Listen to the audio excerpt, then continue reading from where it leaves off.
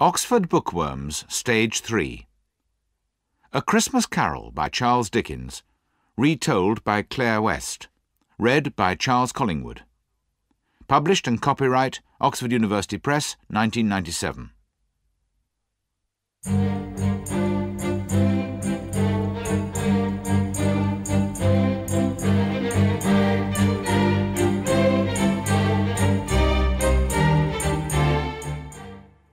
One.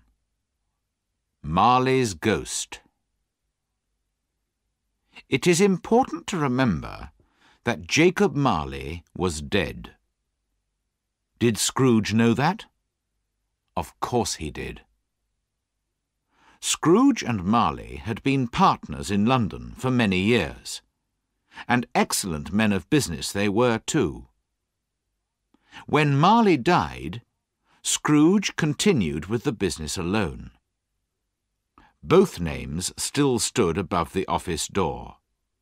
Scrooge and Marley. Sometimes people who were new to the business called Scrooge Scrooge, and sometimes Marley. But he answered to both names. He did not care what name they called him. The only thing that mattered to him was the business and making money. Oh, he was a hard, clever, mean old man, Scrooge was. There was nothing warm or open about him. He lived a secretive, lonely life, and took no interest in other people at all. The cold inside him made his eyes red, and his thin lips blue, and his voice high and cross. It put white frost on his old head, his eyebrows, and his chin. The frost in his heart made the air around him cold too. In the hottest days of summer, his office was as cold as ice, and it was just as cold in winter. Nobody ever stopped him in the street to say, with a happy smile, "My dear Scrooge, how are you? When will you come to see me?" No poor man asked him for money. No children asked him the time. No man or woman ever, in all his life, asked him the way. Animals, as well as people, were afraid of him. Dogs used to hide in doorways when they saw him coming. But what did Scrooge care? It was just what he wanted. He liked being on the edge of people's busy lives, while warning everyone to keep away from him. One Christmas Eve, old Scrooge was working busily in his office.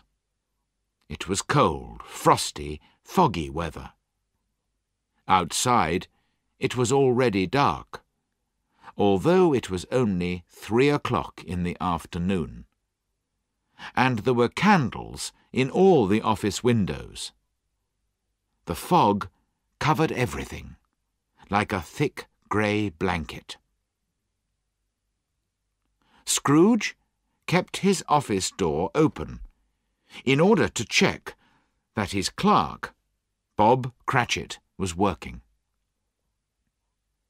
Bob spent his days in a dark little room, a kind of cupboard, next to his employer's office. Scrooge had a very small fire, but Bob's fire was much smaller. It was very cold in the cupboard, and Bob had to wear his long white scarf to try to keep warm.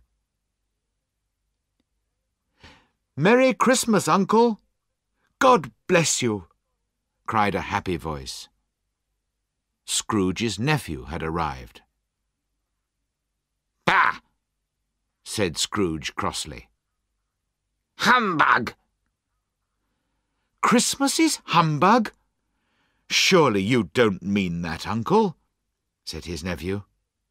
I do, said Scrooge. Why do you call it Merry Christmas? You're too poor to be merry. Well, replied the nephew, smiling, why are you so cross? You're too rich to be unhappy. Of course I'm cross, answered the uncle, when I live in a world full of stupid people like you. You say Merry Christmas. But what is Christmas? Just a time when you spend too much, when you find yourself a year older and not an hour richer, when you have to pay your bills. Everyone who goes around saying Merry Christmas should have his tongue cut out. Yes, he should. Uncle, please don't say that, said the nephew. I've always thought of Christmas as a time to be helpful and kind to other people. It's the only time of the year when men and women open their hearts freely to each other. And so, Uncle, although I've never made any money from it, I think Christmas has been, and will be, a good time for me. And I say, God bless Christmas! Bob, in the cupboard, agreed loudly without thinking.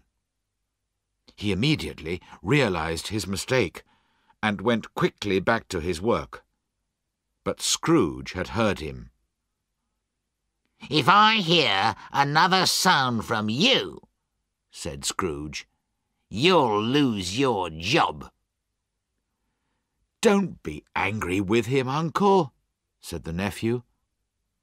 Come and have dinner with us tomorrow. Dinner with you? I'll see you dead first.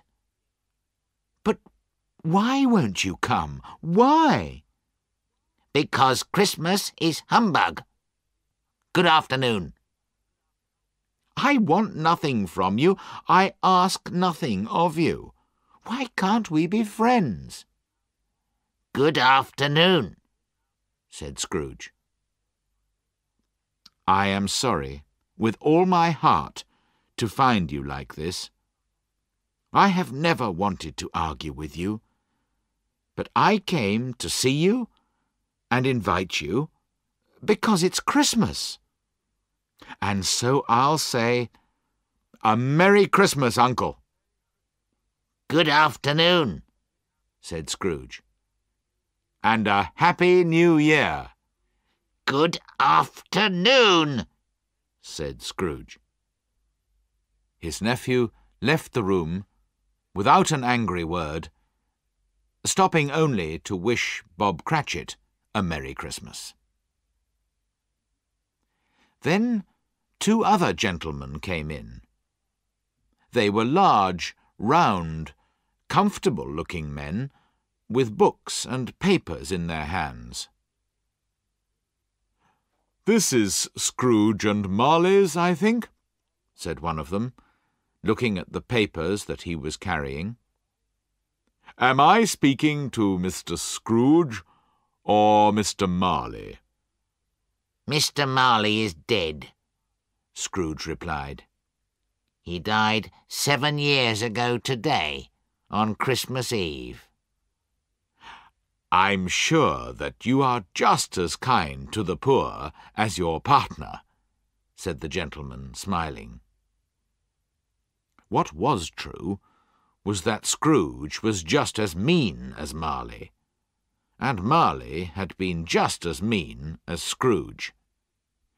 "At this happy time of year, Mr. Scrooge," the gentleman went on, taking up his pen, "we should help poor people who have no food or clothes or homes." Are there no prisons? asked Scrooge coldly.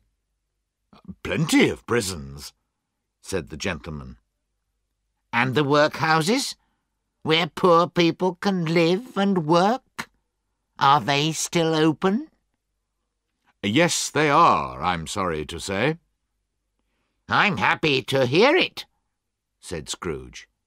I thought, from what you said at first, that perhaps these useful places were closed for some reason.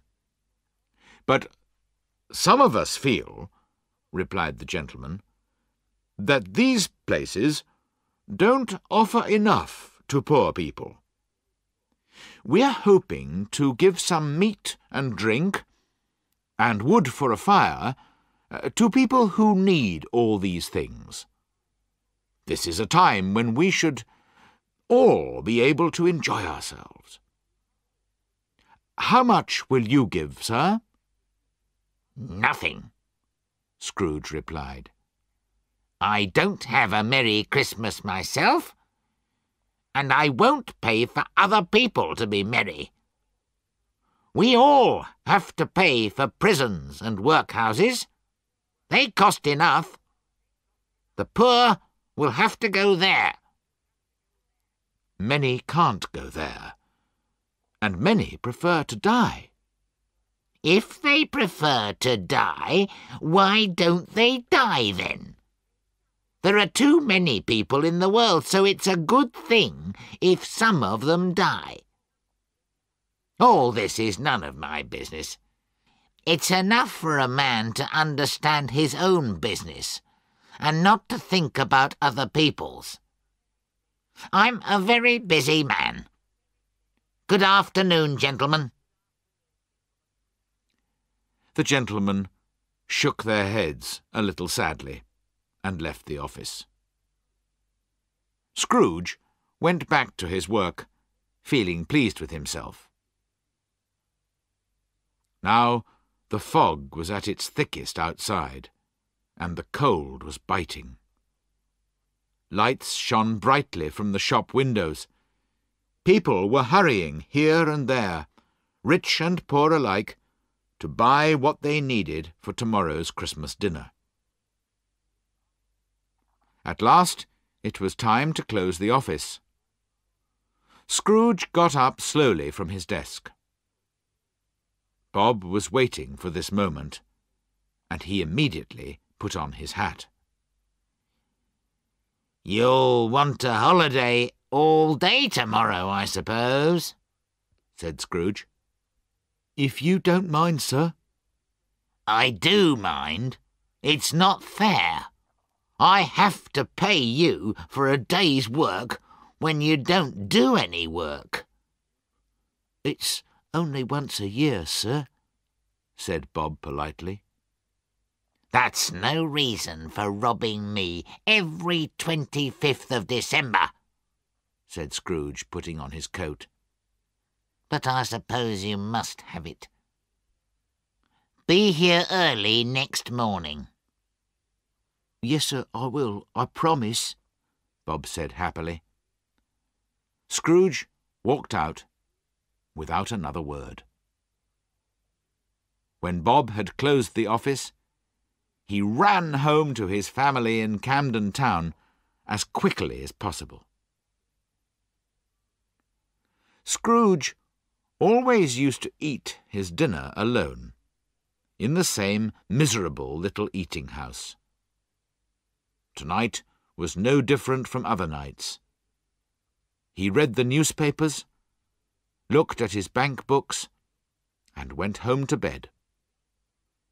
He lived in rooms which had once belonged to his dead partner. They were in an old, dark building in a lonely side street, where no one except Scrooge lived. In the blackness of the night, through the fog and the frost, Scrooge had to feel his way along the street with his hands. He finally reached his front door and put the key in the lock. Suddenly, to his great surprise, he saw that the knocker was not a knocker any more, but had become the face of Jacob Marley. He had not thought of his partner for 7 years, until that afternoon, when he spoke Marley's name to his visitors. But there, in front of him, was Marley's face, white and ghostly, with terrible staring eyes. As Scrooge looked, it became a knocker again. He was afraid, but he did not show his fear. He turned the key, opened the door, and walked in. He did look around before he shut the door, and he did look behind the door to see if anyone was hiding there. But there was nothing there. He shut the door with a bang to show that he was not afraid. With his one candle, he went slowly up the stairs. It was impossible to see into all the dark corners. Darkness was cheap, and Scrooge liked it. But he remembered the face, so he walked through all his rooms, checking that everything was all right. Nobody under the table or the bed. Nobody behind the door.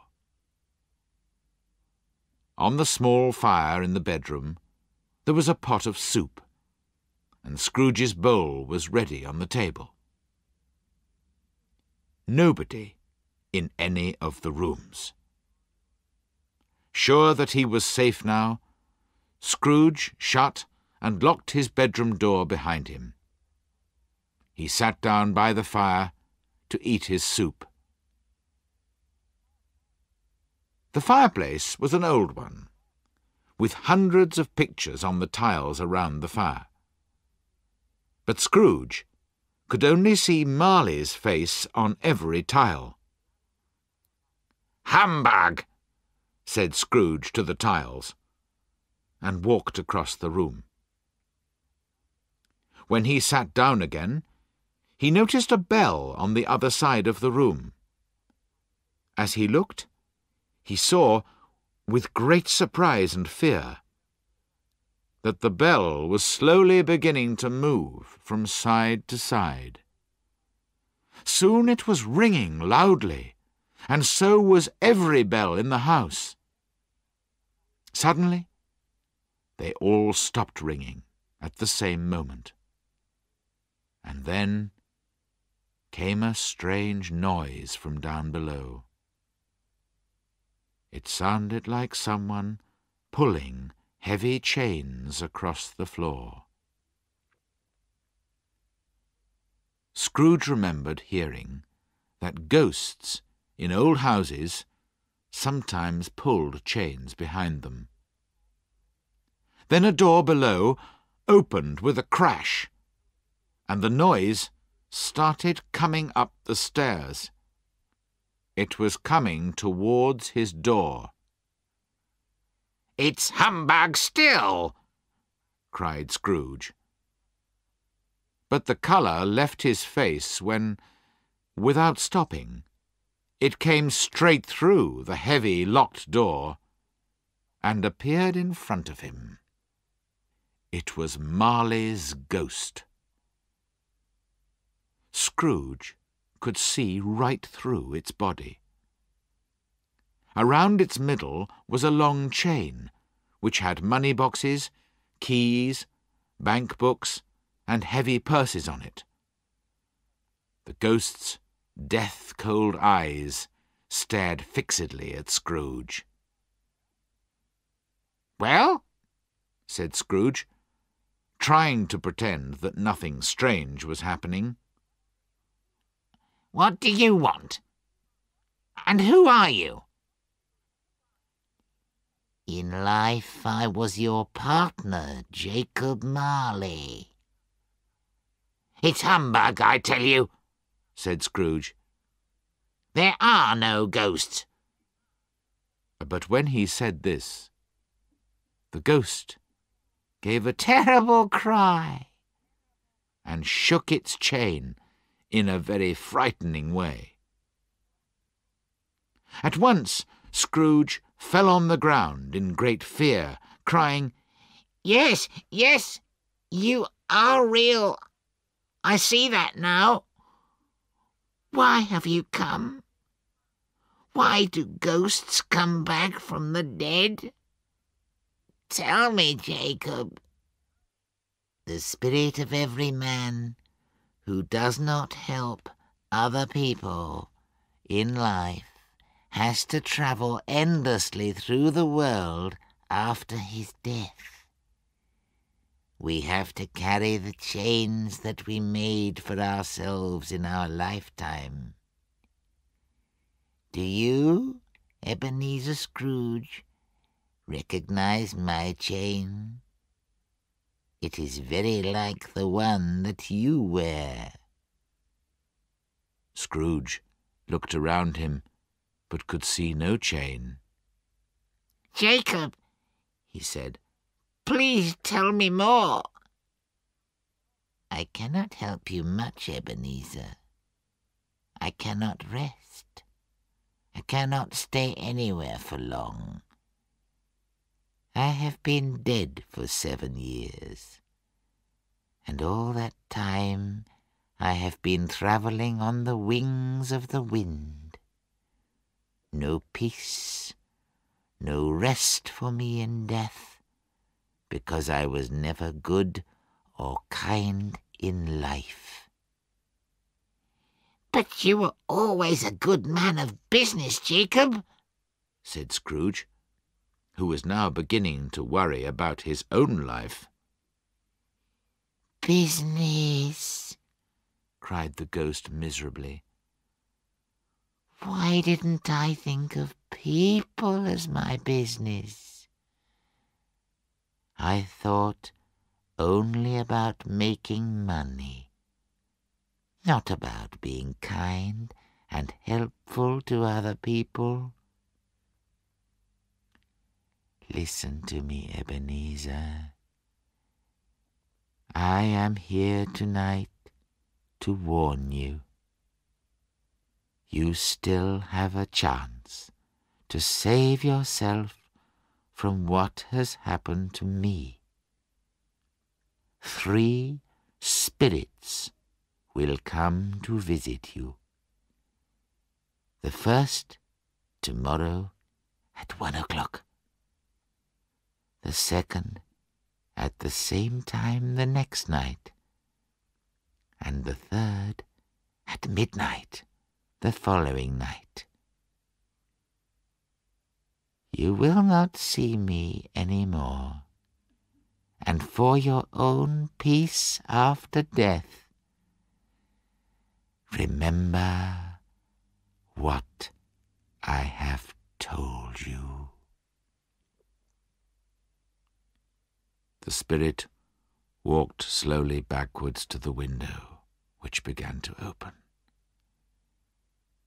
When the ghost reached the window, it held up its hand, and Scrooge listened.